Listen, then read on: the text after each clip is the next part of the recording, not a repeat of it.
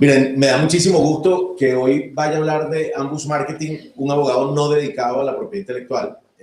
Buen amigo, ya van a ver algunas cositas que estoy seguro que él se esmeró por montar hoy, para ponerle un poquito de humor a esto. Por favor, tengan en cuenta que somos amigos hace muchos años, así que tiene alguna licencia para hacerlo. Hernando es abogado residenciado en Miami, licenciado para ejercer Derecho en la Florida, Nueva York y Venezuela, especialista en resolución de disputas transnacionales, incluyendo arbitraje comercial y de inversión.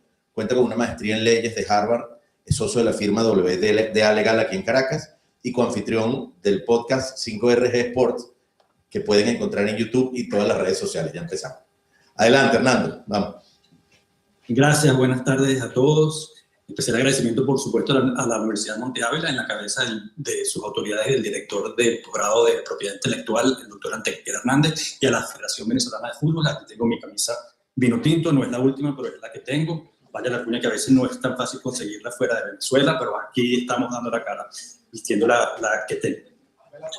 Vamos a hablar de Ambush Marketing. Ambush significa, por supuesto, emboscada, y ahí tienen un poco la idea de cuando nos imaginamos una emboscada en una película. Tenemos, imaginemos un camino, va unas carretas, unos caballos por un camino oscuro de noche en un bosque, y de repente detrás de las sombras, con el factor sorpresa, salen los villanos y te lanzan unos disparos o una flecha que dejan en una situación muy precaria a esa caravana. Imagínense entonces cómo se lleva eso al mundo de la publicidad y de la propiedad intelectual. Es precisamente una mercadeo por emboscada, digamos. Y aquí les hago yo una muy parecida, como la que ya con complicidad con Ricardo hicimos, su suscripción o nuestra promoción del podcast 5RG Sports, al cual les pedimos que se suscriban. Y ahí pueden ver entonces que hay mercadeo por emboscada que no necesariamente son malos o simplemente no son éticos y ciertamente no son ilegales. No todo ambush marketing, y este es uno de los mensajes principales, es ilegal. ¿Qué es entonces la ruta de la conversación que vamos a tener hoy en día? Vamos a resaltar la diferencia entre creatividad, oportunismo y engaño. ¿Por qué importa este mercadeo por emboscada? Sobre todo cuando se mezcla con el tema del patrocinio de grandes eventos deportivos como el Mundial de Fútbol, las Olimpiadas, la Copa Libertadores, el Clásico Mundial de Béisbol y otros que podrán imaginarse, que nos venden la idea de que el patrocinio es necesario y es conveniente para que el evento surja mejor para los participantes y para el público. Con un caveat, entonces, hace falta darle cierta exclusividad a esos patrocinadores, que a su vez es una limitación de la libre competencia, pero ya vamos a hablar un poquito más de esa tensión. Entonces, ¿qué permite el derecho dentro de ese margen? Y hay varias disciplinas que tenemos que ver cómo interactúan. Una, en sentido estricto, la propiedad intelectual de marcas y de derecho de autor. Otra, la publicidad engañosa. Obviamente, volviendo a la primera, cuando alguien usa indebidamente una marca o un derecho de autor, un copyright que tenía registrado otra persona, eso es un tema estricto de violación de esa marca o de esa propiedad intelectual. La segunda, publicidad engañosa atada a la competencia desleal. Muchas veces no estamos violando directamente la marca, no estamos usando la misma marca, pero con artificios transmitimos una asociación con esa marca o creer que estamos relacionados con esa marca, y en este caso del ambush marketing, más que todo no estando con una marca específica, sino con un evento. Después tenemos el tema de las reglas privadas del evento respectivo. O sea, en las Olimpiadas, el Comité Olímpico Internacional pone unas reglas para su evento y la violación de esas reglas puede llevar a sanciones a una selección de una representación de un país o una marca de no poder participar en eventos futuros. Y cuarto, la legislación local del lugar o del país donde se realiza el evento o competencia, que es muy importante. Y ahí entra en juego, por ejemplo, el poder que tienen ciertas organizaciones para cabildear y obtener leyes locales de protección. Porque este tema del ambush marketing se mueve en varias áreas, pero una de las más fuertes, si se logra lo que el promotor del evento quiere, el promotor del evento puede convencer al gobierno del país o del lugar respectivo o del municipio. Okay, yo te voy a llevar a este evento porque yo necesito que me apruebes una ley especial que proteja a mis patrocinadores, que me cree excepciones al derecho de la libre competencia. Y aquí, por lo menos en Estados Unidos, lo vemos. O sea, la Major League Baseball tiene una excepción de antitrust, una ley especial que dice a su vez que las leyes de libre competencia no se le aplican a esa liga y que por lo tanto, por ejemplo, los equipos pueden cartelizarse para establecer salary caps y ese tipo de cosas sin que eso sea una violación del derecho de la libre competencia. Entonces entran en juego otros factores o otros juegos de poder y ya ven, entonces, no sé si han visto las noticias, que se está hablando que va a haber una posible paralización de la liga de Major League Baseball, de las grandes ligas, para el año 2027, porque es la pelea entre la asociación de jugadores, el sindicato de jugadores y la liga, que básicamente los equipos. Después vamos a ver entonces algunos casos. Ahí yo tenía uno muy simpático dentro del podcast, porque el doctor Antequera es un gran especialista, más que yo en propiedad, en mercadeo por emboscada, lo cual quiere decir que sabe cómo hacerlo éticamente, sin violar las normas y efectivamente. Pero después me pidió que eliminara esa lámina, pero aquí de todas maneras se lo metemos de puya y al final unas conclusiones es lo que vamos a realizar. Entonces, ambush marketing no es un concepto único, puede ir desde una insinuación ingeniosa hasta una falsa asociación comercial, que es la más grave y es donde entramos en estas zonas de conflictos o de posibles conflictos legales. ¿Cómo se come esto para los no abogados? Es una pelea muy real por una cosa concreta, para capturar la atención. Tiene además distintas modalidades. Uno, como dice al principio, un ambush directo, donde alguien sugiere una vinculación que en realidad no tiene. Otro indirecto, donde se evitan más las marcas protegidas, pero uno se asocia al clima emocional o al colectivo de ese evento. Ya vamos a ver un ejemplo concreto que utilizó la aerolínea TAM, un ejemplo que me proporcionó el profesor para eso. Otro es espacial, donde se crean zonas de fan zones, etcétera, cerca de los estadios, cerca de donde está realizándose el evento, pero no propiamente dentro del parque, sino en un vecindario cercano, en las estaciones de metro, en los caminos para llegar al estadio. Por supuesto, hoy en día muy importante el ambush digital, donde hashtag en Twitter o X, en Instagram, en TikTok, etcétera, llegan a conectarse con ese evento. Y ahí vemos una de las cosas más importantes que logró el Comité Olímpico Internacional por la vía de leyes en algunos países, que inclusive en Estados Unidos, una ley que ya tiene unos cuantos años, se prohibió utilizar cosas que de otra forma parecieran genéricas, pero palabras como medalla de oro, medalla de plata, ese tipo de cosas, tienen una protección especial que pudiesen no tener bajo un derecho de marcario de propiedad intelectual más genérico. Y el ambush oportunista, donde dice, yo no soy patrocinador, pero logro que la gente pudiese creer que lo soy. Entonces, ¿cuál es el primer tema en conflicto o tensión que puede existir? El tema de esos famosos patrocinios que ayudan a financiar un evento, pero que a la vez excluyen a otros competidores que no son patrocinantes oficiales. Y eso, como se entiende más fácilmente, es desde el punto de vista de la propiedad, el derecho de la libre competencia. El derecho a la libre competencia, ya hay como dos ramas normalmente de prácticas prohibidas. Unas que están prohibidas en sí mismas, per se, que no hace falta analizar si son buenas para el mercado, si son buenas para el consumidor, porque ya las leyes o el derecho aplicable las presumen que son malas y no cabe excepción ni permiso, como por ejemplo los carteles de precio horizontales, donde dos competidores horizontales se ponen de acuerdo y decir, vamos a subir los precios, no los vamos a bajar, este es el precio. Es una práctica que está prohibida de manera absoluta. Y después son las prohibiciones relativas, donde en principio pueden ser sospechosas, pero se pueden permitir si sus efectos para el mercado y para el consumidor son más que los efectos negativos. En el caso del patrocinio específicamente, el efecto negativo es, por ejemplo, este evento solo me va a entrar una cerveza, o una marca de cerveza, o este evento solo me va a entrar una marca de servicio financiero, un banco específico, HSBC o cualquier banco que tenga su marca en un estadio o en un evento. Está excluyendo a los otros bancos, está excluyendo a las otras cervezas o al producto del cual se trata, está reduciendo la competencia. Pero la justificación es que el patrocinante oficial paga un monto alto que entonces ayuda a promover el evento, ayuda a bajar, en teoría, los patrocinios, por ejemplo, pueden ayudar a bajar los precios de las entradas para que el consumidor se beneficie, porque ya todo el evento no se financia con los tickets o con la taquilla, sino también con estos otros medios. Entonces, eso en teoría beneficia al consumidor y hay como un juego de qué le conviene más al mercado y qué le conviene más al consumidor.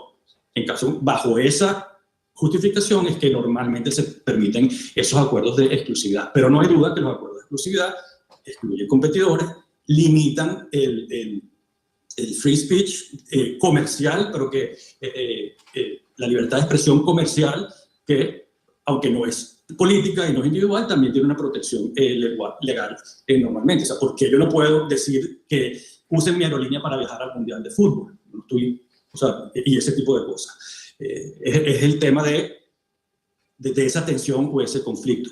Y después, que si se permite demasiado, si se relaja demasiado, entonces uno puede decir, o sea, ¿para qué yo te voy a dar un patrocinio? ¿Para qué voy a pagar este monto si en verdad otros se pueden montar en el mismo autobús sin pagar lo que yo estoy pagando? Entonces, devalúas un poco al proveedor. Y aquí entra de nuevo la importancia que pueden llegar a obtener de gobiernos locales, porque ahí tienes ya una fuerza que no tienen necesariamente las normas del Comité Olímpico Internacional, que no tienen los contratos, porque los contratos vinculan a quienes lo firman y no a quienes lo firman. Pero puede haber el gobierno de un país que diga, quien entre a este evento promocionando una marca vistosamente que no sea la oficial, comete un delito, puede ir preso. Entonces, son unas protecciones mucho más fuertes donde entra en juego es el conflicto de normas o las posibles distintas normas que pueden aplicarse. ¿Cómo se diferencia entonces? Ambos marketing no está prohibido ni puede estar prohibido. Hay formas de realizarlo éticamente, sin violar la ley, sin violar los principios, etc. Entonces, ¿qué es más delicado y que no puede afectar, como les dije antes, el mercadeo por emboscada, las marcas y los signos oficiales del torneo, un derecho contractual de exclusividad, reglas de entrada y admisión al torneo que pone el organizador del torneo, no pueden realizarse publicidad engañosa, ni imágenes no autorizadas de activos intangibles de ese evento o de esos participantes. Pero lo que no puede bloquearse y donde entra el juego, donde sí puede competir o entrar legítimamente el mercadeo por emboscada, no se puede monopolizar toda conversación sobre el evento. Las referencias genéricas tampoco pueden monopolizarse, aunque ahí entra lo que les dije que logró el Comité Olímpico Internacional con una ley que se hizo en honor de Ted Stevens, Olympic Act de 1978, donde se prohibió usar signos o elementos que normalmente no estuviesen protegidos por la propiedad intelectual. Tampoco puede restringirse legalmente la opinión, la sátira o la expresión no comercial en sentido estricto, lo que sean críticas políticas, lo que sean bromas, lo que sea humor, que es una de las formas de libre expresión más protegidas que se pone en el poder político. Entonces vamos a ver 3 casos importantes. Una fue en el Mundial FIFA 2010 con la cerveza Bavaria. Aquí ven las imágenes donde llegaron 36 mujeres vestidas igual, con el color de la cerveza y con algunos signos distintivos de esa cerveza Bavaria, y entraron a juegos del Mundial de Fútbol, a pesar de que el patrocinante oficial que había comprado con su patrocinio el derecho de excluir a otra cerveza era Budweiser, la cerveza estadounidense. Entonces, la acción de estas 36 mujeres recibió una enorme cobertura mediática y abrió todo un debate global. Esa marca, la marca Bavaria, no necesitó decir somos socios de FIFA, no necesitó decir somos patrocinantes del evento, pero con ese color anaranjado tan llamativo logró colonizar o conquistar la imagen del partido y la atención del público. Entonces, de nuevo, el tema... FIFA defendía una inversión de Budweiser, pero muchos criticaron que su acción punitiva pareció. O sea, los remedios que adoptaron y las sanciones que se le puso a Bavaria sobre no poder participar como patrocinante en equipos de fútbol, etcétera, produjo un efecto boomerang que la gente además se tendió a solidarizarse con Bavaria y no con Budweiser. Entonces hubo una moraleja jurídica y reputacional, que ganar el caso mediático puede ser más difícil que ganar el caso legal. Bavaria hizo algo que se consideró incorrecto, salió sancionada, pero logró su publicidad, logró simpatía del público y en cierta forma pudo salirse con la suya. Otro caso importante es el de Nike en los Juegos en Atlanta 1996, donde no era el patrocinante oficial del evento, pero instaló zonas o eventos en las vecindades aledañas a donde eran los eventos oficiales. En Londres 2012 lanzó su campaña esta de Encuentra tu grandeza, Find Your Greatness, una campaña diseñada para aprovechar el momento olímpico y la geografía de la Olimpiada sin utilizar signos distintivos prohibidos. Otra fue también en Londres 2012, los audífonos Beats, donde Beats no era patrocinante del evento, sino que patrocinó atletas concretos, no solo les regaló los audífonos, sino que les dio montos de dinero para que usaran esos audífonos y salieran a los eventos con los audífonos puestos. Entonces aquí otra atención, usted puede promocionar el evento, pero puede el organizador del evento impedir que los atletas con su propia imagen hagan ellos dinero. Ya no estamos hablando de la imagen del evento, sino la imagen del atleta concreto. La marca de los audífonos, por supuesto, apareció en las cámaras, en las redes sociales, y a algunos no les gustó, ciertamente al patrocinante oficial no le gustó, pero las autoridades concluyeron que no se habían violado al menos las normas de ese torneo y se pudieron moverse efectivamente dentro de esa zona gris. Aquí tenemos fotos de los distintos atletas utilizando, que salían a la competencia, salían cuando desfilaban al juego de fútbol o antes de que empezara la carrera, con los audífonos que además tienen estos colores, muy vistosos, etc. Entonces, eso no se consideró prohibido. Ahora les voy a proyectar este comercial de la aerolínea TAM, que de nuevo cortesía del doctor Antequera. Esto fue en el Mundial Brasil 2014. TAM, por supuesto, es una aerolínea brasilera que tenía rutas de Europa para Brasil, desde Londres, desde Madrid, de distintas ciudades, y su campaña fue: estamos transportando a las estrellas del equipo de Brasil que están jugando con equipos europeos en las ligas para que vengan a representar al país en la Liga Mundial. Entonces ya ven como en el comercial hay gente local que les ponen obstáculos para que no lleguen el avión, el niñito le marca todos los botones en el ascensor, pero al final llegan exitosamente a TAM y se van a Brasil para poder representar a su país como selección nacional.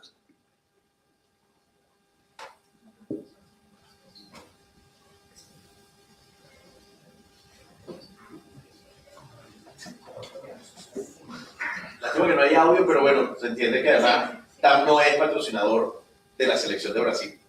Y todos son jugadores de la Canarina que iban a participar.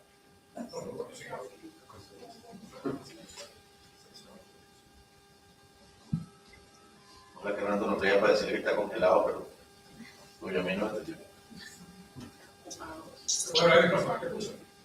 Pero me dicen que no. ¿Sí? Bueno, aquí a la... Hernando, no sé si nos oyes. Pero sería bueno, aprende a apagar tu cámara porque tenías rato congelado. Te llamé y correctamente no me entendiste.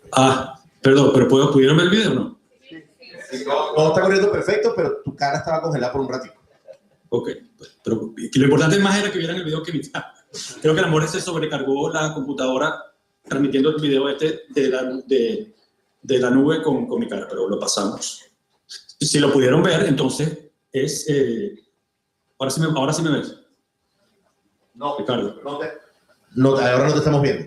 Te oímos y la imagen, la presentación está corriendo, pero no te estamos viendo. Ok, bueno.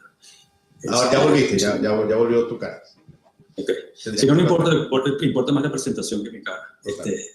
Ya me vieron. Y otra situación que no es verdaderamente un ejemplo, sino cómo se logró prevenir el tema de ambush marketing, que fue en el Clásico Mundial de béisbol, 2026, muy exitoso, que se realizó antes de los 4 años previstos. El anterior había sido en 2023, este se adelantó para 2026, se realizó de 3 años antes y no en los 4 previstos. No hubo situaciones reportadas de mercadeo por emboscada ¿Y cómo se logró eso? No tanto con normas punitivas, etcétera, había contratos de exclusividad, etcétera, posibilidades de sanciones de que entonces a las marcas que violaran los derechos, algunos los dejaban luego patrocinar equipos o poner publicidad en estadios, pero lo que hicieron fue fragmentar bastante los patrocinios. Había patrocinios no solo oficiales dentro del estadio, sino de eventos fuera del estadio, de vallas, se hicieron bastante, hubo bastante variedad de quienes tenían derechos televisivos. Entonces, esa fragmentación permitió más participación de distintos competidores y estos no se vieron como en la necesidad de entonces caer en mercadeo por emboscada y pareciera que resultó en una especie de ganar-ganar donde se logró el objetivo deseado. Una escala, uno de los eventos donde hubo una visibilidad brutal, pero también había una vulnerabilidad estratégica que logró éticamente prevenir los problemas antes que los conflictos explotaran. Fue una forma de prevenir lo que no era tan causó simpatía por competidores excluidos. Entonces, ¿cómo se analiza un tema de ambush marketing antes que alguien se grite hay una emboscada ilegal o poco ética? Primero, hay que ver si se transmite confusión, como les decía al principio, si hay apropiación de un signo distintivo o de un copyright real que esté protegido, si hay una invasión en zonas geográficas como en los estadios o en el fan zone, etcétera, que sean restringidas y a los cuales hay que pagar el acceso, se están invadiendo o no esa zona, y sobre todo si, otra cosa importante, si hay desproporción en la consecuencia que puede imponer el organizador del evento o la autoridad legal, que puede más bien empeorar la reputación del patrocinante oficial y causar simpatía con el que incurrió en el mercadeo.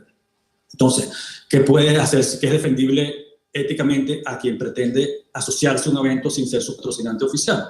Competir con creatividad, sin mentir, aprovechar tendencias generales del deporte, hacer publicidad comparativa contextual que no induzca la confusión, siempre que se respete la inversión del patrocinante con reglas que son claras y sobre todo proporcionales. ¿Qué es éticamente débil? O sea, ¿qué publicidad por emboscada no es defendible? Donde se crea una asociación falsa, el contrario de lo que sí es ético, donde hay un parasitismo comercial disfrazado de humor, donde los atletas usan espacios restringidos para burlar restricciones que ya estaban advertidas y responder con una mano demasiado dura, donde más bien parece un sensor corporativo que está limitando la libertad de expresión. Lo importante es tener reglas claras, transparentes y que además no sean excesivamente limitativas y que permitan la participación, la mayor participación de patrocinantes. Jugar un poco con excluyo a competidores, pero no los excluyo tanto. El ambush, para concluir entonces, la idea principal es que no siempre es legal, no siempre es poco ético, pero siempre nos obliga a decidir qué clase de mercado queremos, uno donde la creatividad compite limpiamente o uno donde la astucia depende de que otro sea quien pague la fiesta. O sea, la ética no funciona, la ética tiene que funcionar como una brújula de proporción, donde no necesariamente todo se vale, pero tampoco todo se prohíbe. Con eso concluimos. Gracias y quedamos a la orden para las preguntas posteriormente. Muchas gracias, Hernando. De la federación te van a mandar una factura por publicidad al evento, ¿viste? Para que sepas. Esto es un ambush ético. So you say. Ok.